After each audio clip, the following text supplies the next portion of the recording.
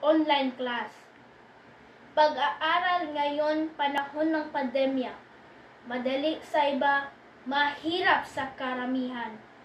Ngunit patuloy na nagsisikap para may ipagmalaking kinabukasan.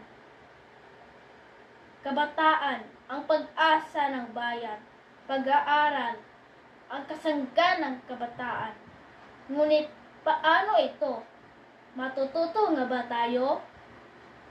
Sa panahon ngayon, masasabi nating mahirap. Mahirap dahil sa pandemyang kinakaharap.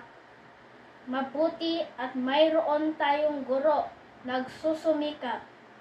Masayang nagtuturo kahit sila'y hirap sa bagong pamamaraan. Ngunit ito'y kanilang niyakap.